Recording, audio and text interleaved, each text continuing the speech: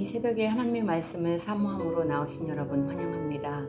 오늘 함께 나눌 하나님의 말씀은 마태복음 12장 1절에서 8절까지 말씀입니다. 제가 읽겠습니다. 그때 예수께서 안식일에 밀밭 사이로 가실새 제자들이 시장하여 이삭을 잘라 먹으니 바리새인들이 보고 예수께 말하되 보시오, 당신의 제자들이 안식일에 하지 못할 일을 하나이다. 예수께서 이르시되 다윗이 자기와 그와 함께한 자들이 지장할 때에 한 일을 잃지 못하였느냐. 그가 하나님의 전에 들어가서 제사장 외에는 자기나 그 함께한 자들이 먹어서는 안 되는 진설병을 먹지 아니하였느냐. 또 안식일에 제사장들이 성전 안에서 안식을 범하여도 죄가 없음을 너희가 율법에서 읽지 못하였느냐. 내가 너희에게 이르노니 성전보다 더 큰 이가 여기 있느니라. 나는 자비를 원하고 제사를 원하지 아니하노라 하신 뜻을 너희가 알았더라면 무죄한 자를 정죄하지 아니하였으리라. 인자는 안식일의 주인이니라 하시니라. 아멘. 몇 년 전 이스라엘에 갔을 때 재미있는 장면을 본 적이 있습니다. 저희가 묵고 있는 숙소에는 엘리베이터가 2대가 있었는데 안식일이 시작되는 금요일 저녁부터 그중 한 대는 유대인 전용으로 사용되었습니다. 저녁을 먹으러 식당에 내려갔는데 평소 한가하던 식당이 온통 유대인 가족들로 가득 찼고 테이블마다 요란스러운 의식으로 시끄럽게 북적대고 있었습니다. 정작 여행객인 저희는 좌석을 찾아 앉기도 힘들었습니다. 독특한 유대교 복장을 하고 전통을 고수하고 있는 모습이 신기하기도 하고 안식일 규정을 지키느라 요리하는 노동은 안 하지만 식당을 오고 가는 수고는 마다하지 않는 그분들의 모습을 보면서 의아스러워 고개를 갸우뚱했던 기억이 있습니다. 오늘 본문에서 제자들이 밀밭 사이로 지나며 배가 고파서 이삭을 잘라 먹습니다. 추수가 다가오는 시기였습니다. 율법에는 밀밭이나 포도밭의 길가에 있는 부분은 지나가는 나그네나 가난한 사람들이 배고플 때 잘라 먹을 수 있었기 때문에 이삭을 잘라 먹는 행위 자체가 율법에 어긋나는 일이 아니었습니다. 문제는 제자들의 이 행동이 안식일에 일어났다는 데 있었습니다. 안식일에 곡식을 수확하는 일은 금지되어 있었죠. 같은 장면을 기록한 누가복음 6장 1절에 보면 제자들이 밀 이삭을 잘라 손으로 비볐다고 합니다. 이 행위는 곡식 나달을 탈곡하는 것으로 간주되었기 때문에 추수 금지 규정을 위반했다는 것입니다. 바리새인들은 예수님을 흠잡으려 열심을 내며 안식일에도 유심히 관찰했습니다. 빌미를 잡아 고소하기로 작심한 거죠. 그러니 이렇게 따라다닙니다.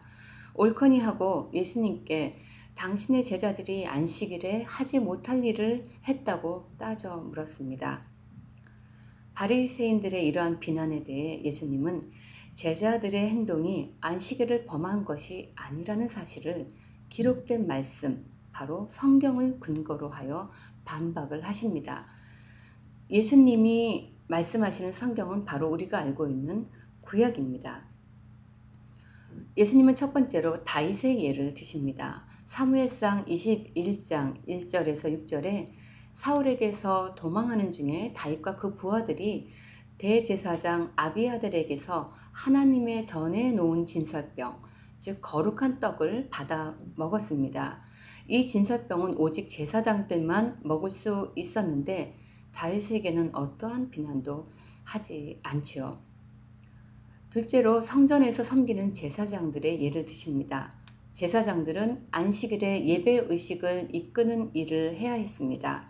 안식일에 일을 했으니 안식을 범한 것이지만 이들에게 죄를 묻지는 않지요. 성전에서 섬기는 일이 중요해서 제사장들이 안식일을 범할 수 있다면 하물며 성전보다 크신 예수님 안에서 밀이삭을 잘라먹는 일이 죄가 될 수 없습니다. 다음으로 예수님은 호세아 6장 6절을 인용하시면서 나는 자비를 원하고 제사를 원하지 않는다고 말씀하십니다. 자비는 불쌍한 자와 고통받는 자를 향한 긍휼과 같은 의미입니다. 하나님은 애굽에서 쉬지 못하고 노역하며 종살이했던 이스라엘 민족을 불쌍히 여기셔서 쉬게 할 수 있는, 쉴 수 있는 규례로 안식일을 주셨습니다. 그러니 안식일 계명이 안식일 자체를 위해 지켜져야 하는 것이 아니라 고통받는 사람을 위해 해석되고 지켜져야 합니다. 하나님이 만드신 율법의 정신은 사랑과 긍휼에 있습니다. 그 다음으로 마지막 8절에 예수님은 자신이 누구인가를 선언하십니다. 내가 안식일의 주인이다 라고 하신 거죠. 레위기 23장 3절에는 안식일이 여호와께 속한 것이라고 말씀하고 있습니다. 그러니 예수님의 이 말씀은 내가 하나님이다 라는 말씀이셨습니다. 예수님이 안식일의 주인이시며 안식일을 창조하신 분이시기 때문에 모든 율법 위에 계시다는 것입니다. 저는 오늘 본문에서 예수님이 바리새인들의 시비에 대해 기록된 말씀, 바로 성경으로 대응하셨다는 점에 주목하고 싶습니다. 우리가 성경을 읽으면 하나님이 어떤 분이시라는 것을 발견하게 됩니다. 하나님의 성품이 보이죠. 예수님은 바리새인들에게 성경에 담긴 하나님의 성품을 근거로 반박하고 계신 것입니다. 자비와 긍휼, 사랑의 하나님이시죠.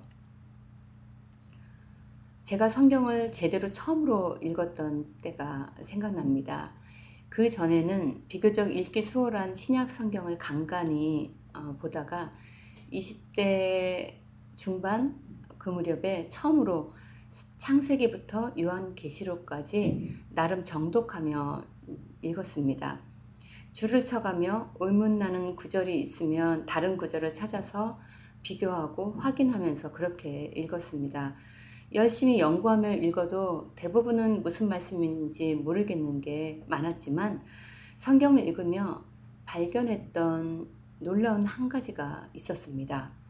바로 하나님이 사랑과 긍휼의 하나님이시라는 점이었습니다. 이 하나님의 성품은 구약을 읽고 신약을 읽어 내려가면서도 동일하게 같은 하나님의 성품을 발견할 수 있었습니다. 온 천지를 창조하신 크고 위대하신 하나님이 어떻게 아무도 기억해주지 않는 한 사람, 과부나 나그네와 고아에게 그 성품을 다 쏟고 계시는지 정말 놀라웠습니다. 성경 속의 하나님이 제 짧은 인생길에서도 동일하게 그 성품을 나타내시고 스스로 증거해 주셨습니다. 과부 같고 고아 같고 나그네 같은 존재가 바로 저였거든요. 우리의 인생은 오늘도 지속되고 때론 자비와 긍휼의 하나님을 만납니다. 그렇지만 때로 도저히 해석되지 않는 고통과 기다림의 시간이 있습니다. 지금이 그 시간일 수도 있겠습니다. 그렇지만 주님은 주님의 어떠하심과 주님의 그 성품을 저희들에게 보여주시고 스스로 증명해 보이실 것입니다. 예수님은 안식일을 범했다고 비난하는 바리새인들에게 너희가 성경을 읽지 못하였느냐? 너희가 읽은 것이 무엇이냐고 반복해서 물으십니다. 저희들은 올해도 그리스도 중심 성경 읽기를 하고 있습니다. 왜 성경 읽기를 굳이 그리스도 중심으로 읽자고 합니까? 초점을 놓치지 말자는 거겠죠. 지식을 쌓기 위해서 내가 몇 번 통독했노라고 만족하려고 읽는 게 아니라 이 속에 있는 성경 속에 있는 하나님의 뜻을 알자는 겁니다.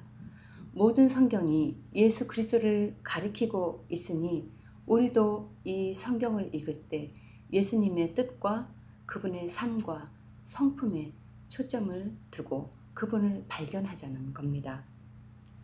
그 하나님이 우리 인생의 고비고비에서도 동일한 하나님이심을 보이신다는 것이 얼마나 놀랍습니까?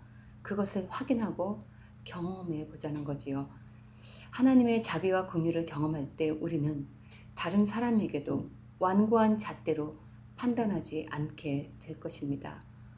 우리가 누리는 그 안식과 자유가 가정에서, 일터에서, 교회에서 예수 그리스도의 성품을 닮은 모습으로 나타나기 원합니다. 성도 여러분, 성경을 읽지 않으면 주님을 알 수 없습니다.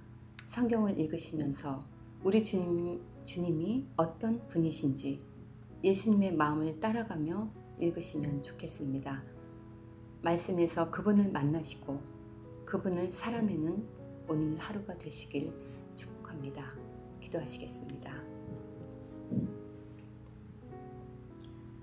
하나님, 우리에게 하나님의 말씀을 주셔서 주님을 알게 하시고 가르쳐 주셔서 감사합니다. 저희가 말씀 읽을 때 주님의 사랑과 자비와 긍휼의 하나님을 발견하게 하시고 은혜 받은 자의 평안과 안식을 누리며 살게 하옵소서. 예수님의 이름으로 기도합니다. 아멘. 오늘도 두 가지 기도 제목으로 기도의 자리로 나아가시겠습니다.